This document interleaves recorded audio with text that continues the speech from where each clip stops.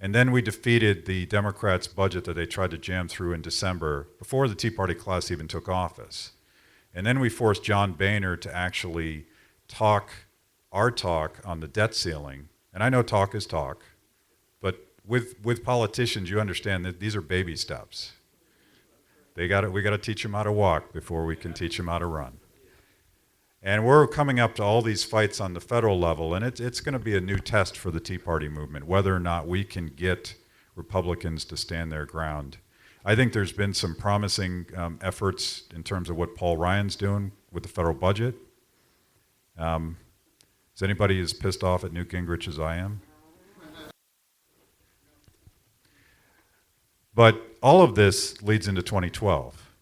So we're in these battleground states. They matter at every level, at the state, at the local, on these policy issues, and when it comes back to election time. I call it accountability time, when we actually get a chance to judge for ourselves whether or not politicians did what they said they were going to do. And thinking about where we were in January of 2009, having been so bitterly disappointed by Bush Republicans and the bailouts and the earmarks, and watching Barack Obama get sworn into office, did any of you believe that we'd be where we are today? That we were actually at the table forcing the establishment to talk about the good issues? This is not easy. We're not going to fix these problems overnight, which is why it's so important that each local group stay organized, grow on Facebook, get connected with each other. In economics terms, we're trying to reduce the cost of staying involved so that you can be there 365 days a year. You can't take the family vacation budget and pack up your family and come to Washington, D.C. to protest the government every year.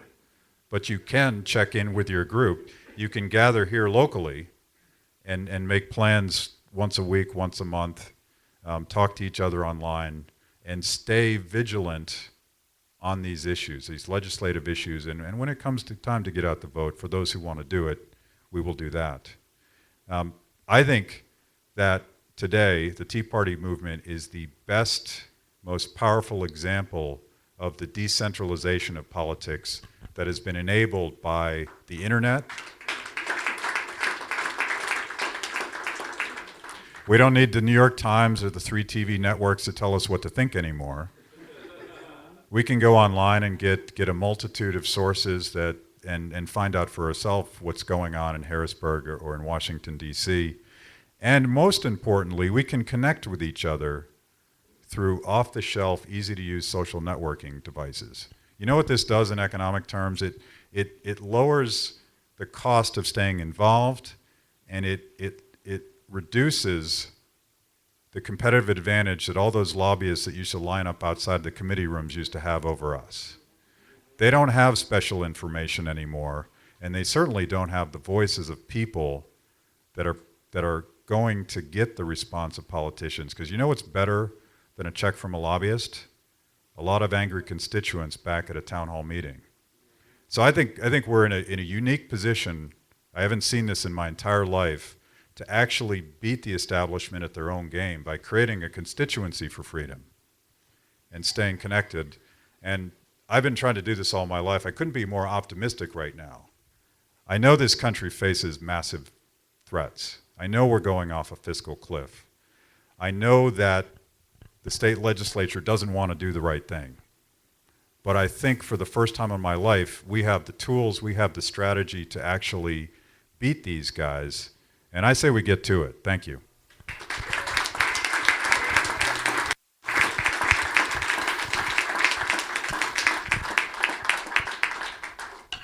All right, thank you, Matt. The best part about my job is that I get to work for one of the smartest guys that I know. Where's Anna? Come on up, Anna. My name is Brendan Steinhauser, and I'm the Director of Campaigns for Freedom Works. And what we wanted to do now was do a little bit of a kind of a town hall style discussion with you guys on school choice, and in particular Senate Bill 1. And what I'd like to do is maybe have Anna go through sort of the bill in its current form and what she's seeing. She's spent a lot of time in Harrisburg. And Anastasia's joining us too? Okay, see? And I'm in the middle, I'm in a lot of trouble here probably, so. I've heard the word relentless used to describe these two ladies who, by state lawmakers, so you guys really, if you don't know it, you have some great advocates who spend a lot of time in Harrisburg. So please do give them a round of applause. But I would like to do that part, and then I'd like to get into, once we kind of wrap up the discussion about school choice and Senate Bill 1 and some of the other issues, really spend some time talking about how we win these battles, because even if you're not fully on board with this battle or that battle, if you have an issue that you care about, maybe tort reform, maybe it is the budget, maybe it's something locally, I'd like to spend a lot of time talking about the way to view these battles and what we need to do specifically to win. So I'd like to kind of do both tonight. I know we don't have all night, but that's what I'd like to focus on. So let me go ahead and turn it over to Anna and Anastasia and let them start, and then we'll take some questions. I think it would be Well, I good want to if you start by thanking describing- all the Tea Party groups that came together here tonight to put this event together, help us out and being able to be here. Also thank FreedomWorks for working with us, because if it wasn't for FreedomWorks, really we wouldn't have been able to make as much advance on this bill as we have so far. It's been a tough battle. We'll talk to you guys about that in a minute. So thank you guys for bringing us into the loop and, giving us the resources to be able to fight this fight on school choice in Harrisburg and throughout Pennsylvania. How many of you here have actually read the bill SB 1? Okay, I highly encourage you to do so. It's not a very long bill. It's very easy to understand. And, if you're going to be helping us out and pushing this through, it's important that you know all the details in the bill. We'll try to give you a rundown here tonight. And if you have any questions, please, we'll try to answer them. So the bottom line is it's a 3-year process. And there are 144 failing schools currently in Pennsylvania. 91 of those failing schools are in Philadelphia. Surprise. So lots of kids trapped in these failing schools. And like Matt said earlier tonight, if we can help one kid get out of a failing school, we're helping all of us. We're helping our state in the long run. So, because in the long run, it's one less person that's going to be going to a corrections facility where you're paying $30,000 a year to have them in there. In the long run, it's one less drug addict that you're going to have on the streets of Philadelphia or Pittsburgh or Harrisburg or throughout the state.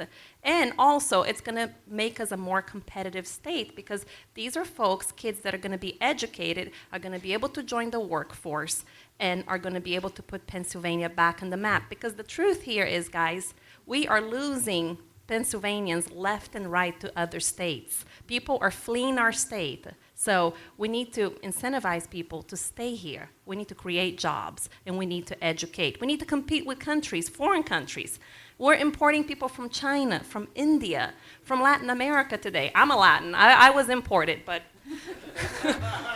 but I'm a conservative, so I'm a good one. But a lot of these people that are coming from foreign countries are not conservatives. They come over here and they vote with the left. So, and we can talk about that later if we have time.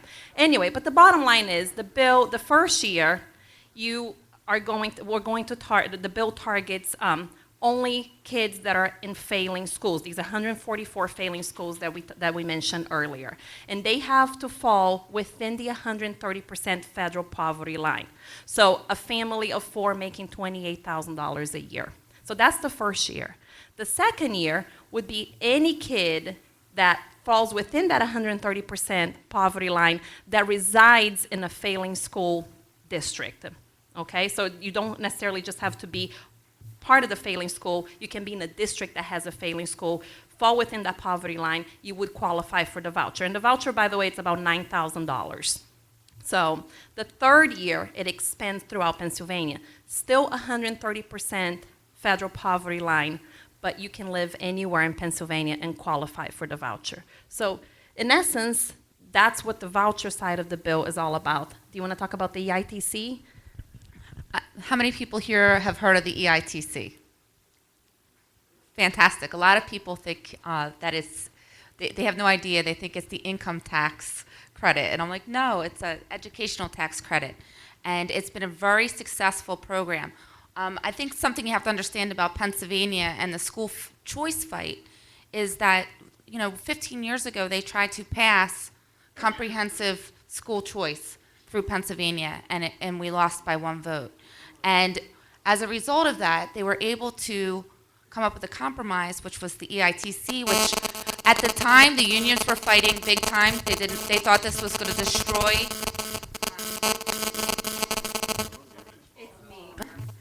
They thought it was going to destroy, education as it was, and they came up with this EITC.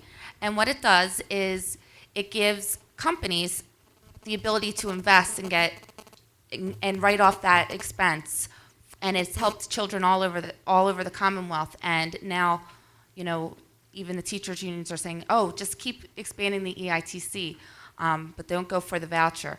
So I just think it's interesting that 15 years ago the EITC was bad, and now that is the silver bullet. However, this bill is also going to increase that to I think they're up to 100 million. 100 million, and they tossed around increasing it to 300 million, which will then again attract businesses to our state. If you can invest in education and get a tax write-off, it's really a great program, and one that again. But we also think you need to do both. You need to have a voucher and EITC. Right, and what's happening right now, the House just passed an EITC bill, which is great, but the way we're looking at it, the EITC bill is only only solves one part of the problem. The voucher is much more comprehensive. So we need to pass a voucher bill with an EITC bill together. And that's what SB1 is all about. So I think it's great that the House has been able to accomplish the EITC, but if we don't look at a voucher system, guess what? We're gonna remain status quo. And this is a non-election year. This is the time, a small window of opportunity right now to be able to pass new legislation in our state. If we don't do it this year with the education bill, if we don't do it in the next month, let's be honest, if we don't do it before June 30th, it's going to be very hard to get it done. We need to pass this bill with the budget, and that's where you come into play. We need your help. We need you to call Mike Turzai in the House. We need you to call your state reps. We need you to call your state senators. We need you to turn on the heat on them and say, this is what we want. We are the taxpayers. We are paying your salaries, and this is what we want, so go and do it. There are no excuses for this power play that's taking place in Harrisburg today between the House of Representatives and the state Senate and the governor. We elected these people to accomplish a job for us, and right now they're not accomplishing much. And if they don't do so, guess what? We're going to be back to Ed Rendell, if not worse, in a few years, because Corbett will not be reelected. So I highly encourage you to get involved in this fight and to put on the pressure. And, Anastasia and I go to Harrisburg very often. I feel like it's my home away from home right now. We're probably there about 2 or 3 times a week, depending on the week. And, if you would like to join us, we can set up appointments for you to go see your legislators. You guys are not that far from there. We'd love for you to come with us. We'll teach you what we know. We're learning along the way. I had never lobbied before in my life. To tell you the truth, when I got involved with the Tea Party movement, I had no idea that we had state representatives and state senators, okay? That's how naive I was. I thought this stuff only happened in Washington, D.C. So it's been a steep learning curve for me. But if I can do it, you can do it. It's just talking from the heart. It's talking about your beliefs. So please join us. We have business cards. We'll give you our email addresses, our phone numbers. Call us if you want to come to Harrisburg. We're there very frequently, and we'll be very happy for you to join.